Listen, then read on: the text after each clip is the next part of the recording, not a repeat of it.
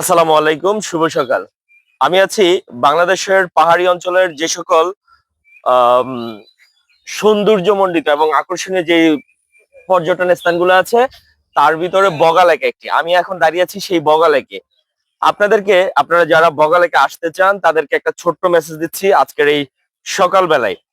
কোথায় আসবেন, কিভাবে আসবেন এবং কোথায় থাকবেন, থাকা খাওয়ার খরচটা ঠিক কতটুকু সেই বিষয়ে আমি আপনাদেরকে আজকে জানাচ্ছি। দেখতে থাকুন আজকের এই ভিডিও।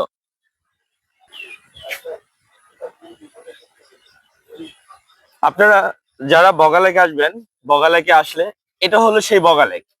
এই বগালেকের ঐতিহাসিক কিছু কথা রয়েছে যেগুলা পৌরাণিক। তবে আমরা শোনাবো সেই গল্প, তার আগে আমরা জেনে নেই এই বগালেকে আসলে আপনারা কোথায় থাকবেন এবং কিভাবে আসবেন। এখানে আসলে এই যে আমার সামনে যেগুলো দেখতে পাচ্ছেন এগুলো কটেজ, এবং এই কটেজ গুলাতে আসলে খুব অল্প দামে থাকতে পারবেন।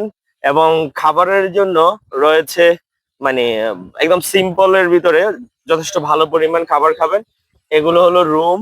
এই রুম গুলায় থাকার ব্যবস্থা রয়েছে। আমরা ছিলাম ঠিক এই সামনের এই রুমটায়, এবং এখানে গাড়ি অ্যাভেলেবেল গাড়ি রয়েছে। এই গাড়িগুলো রাখতে পারবেন, কোনো সমস্যা নেই। এইসব রুম গুলাতে 10 জন 12 জন করে থাকা যায়, এবং প্রত্যেকটা রুমের ভাড়া 3,000 থেকে 3,500 টাকা, যেটা আপনারা দাম জিজ্ঞাসা করে নেবেন। এবং খাবার বিভিন্ন দামের আছে, দেশি খাবার আছে, আপনারা ওইসব খাবারগুলো নিয়ে নেবেন। এই হলো গিয়ে বগালেকের সেই পর্যটন এরিয়া, যেটা বান্দরবনের সবচেয়ে দারুণ একটা জায়গা। এক পাশে পাহাড়, এক পাশে লেক, তার উপরে হলো গিয়ে এই হলো বগালেকের পর্যটন কেন্দ্র।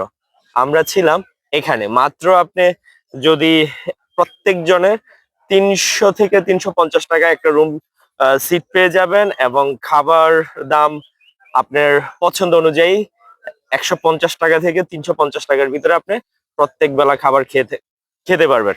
এবং এই জায়গাগুলো অনেক দারুণ এবং পরিষ্কার পরিচ্ছন্ন। এখানে আসলে এই সময় আসলে আপনার দেশি ফল, আম, কলা, আনারস সবকিছু পেয়ে যাবেন।